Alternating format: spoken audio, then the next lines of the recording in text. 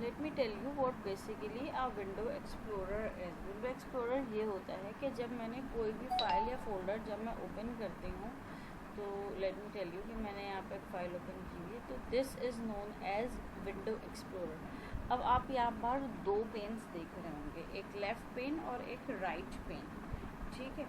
अब यहाँ पर जो है वो लेफ़्ट पेन और राइट पेन में देखो, राइट पेन में सारे फोल्डर्स और सारी फाइल्स वगैरह मुझे शो हो रही है, और इसमें से मैं जिसको भी सिलेक्ट करूँगी तो जो लेफ़्ट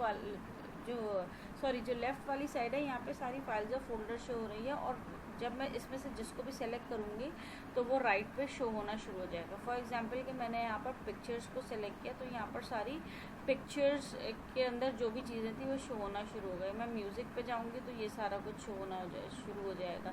इसी तरह डेस्कटॉप की ये सारी चीज़ें यहाँ पर शो होना शुरू हो जाएंगी।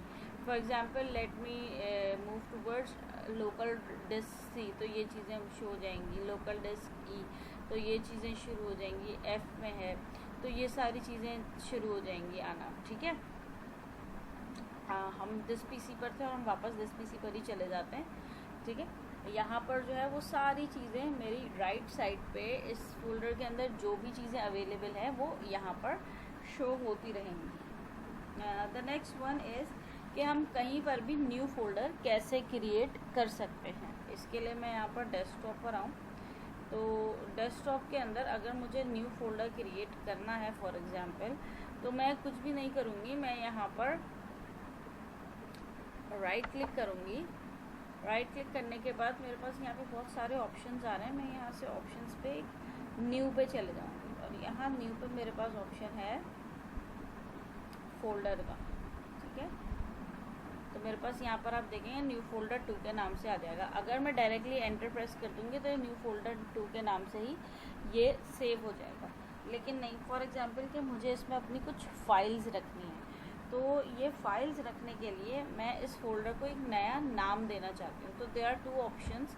फर्स्ट तो ये कि मैं इस न्यू फोल्डर के ऊपर जाऊँ, इसको सेलेक्ट करूँ और फिर वही राइट क्लिक करके यहाँ से और रीनेम कर दूँ, ठीक है। रीनेम करूँगी, बैक स्पेस दबाऊँगी और इसको कुछ भी XYZ कुछ भी मैं नाम दे देती हूँ और एंटर प्रेस कर दूँगी, तो मेरा ये फ़ोल्डर रीनेम हो जाएगा। दूसरा ऑप्शन मेरे पास ये है कि मैं इस फोल्डर को सिलेक्ट करूँ और F2 का बटन दबा दूँ। F2 का मतलब भी रीनेम होता है। अगर मैं कोई फोल्डर सेलेक्ट करके F2 प्रेस करूँगी, शॉर्टकट की होती है, तो इससे भी मैं रीनेम कर दूँगी, ठीक है ना। अब मैं यहाँ पे इसको दे देती हूँ ABCXYZ, ठीक है। तो भाई ये हो गई मेरी एक नया फोल्डर, और इस तरह हमने फोल्डर को रीनेम कर दिया। अब हम इसी फोल्डर को कॉपी भी करेंगे और मूव भी करेंगे, ठीक है।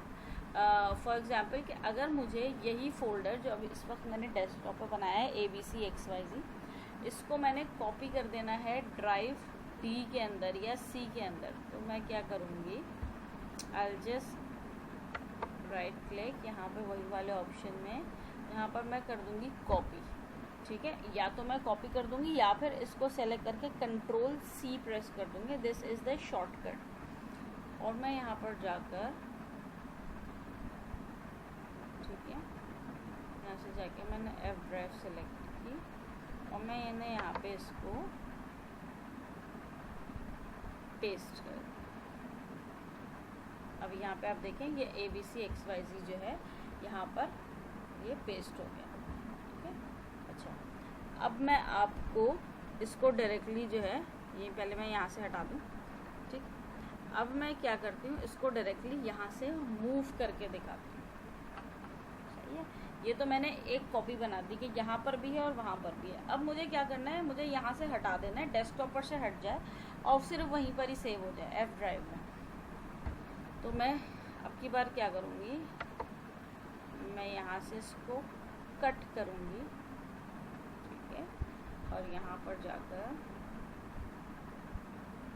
फिर से पेस्ट कर दूँ।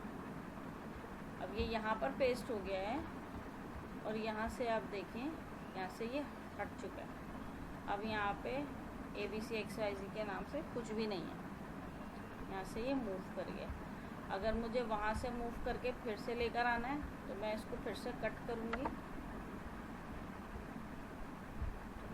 अच्छा, जब हम इसको कट करते हैं देखो ये थोड़ा सा फेड आउट हो जाता है। मैंने फिर से यहाँ पे पेस्ट कर दिया, ये फिर से यहाँ पर सही है, और ये वहाँ से हट गया है। इस वाली जगह से आप देखोगे ये यहाँ से हट चुका है, ठीक है। अच्छा, कॉपिंग और मूविंग हमने देख लिया। इसके बाद लेट मी टेल यू कि हम इसको डिलीट कैसे करते हैं। अब मुझे लग रहा है कि मेरा इस फाइल का काम कंप्लीट हो चुका है और मुझे अब इस फाइल को डिलीट कर देना चाहिए। तो आई सिंपली डू कि मैं यही वाला क्लिक करूँगी और यहाँ से इसको डिलीट पे क्लिक कर दूँगी, या फिर मेरे कीबोर्ड में एक डिलीट का बटन होता है वो प्रेस कर दूँगी, तो ये डिलीट होके रिसाइकिल बिन में चली जाएगी।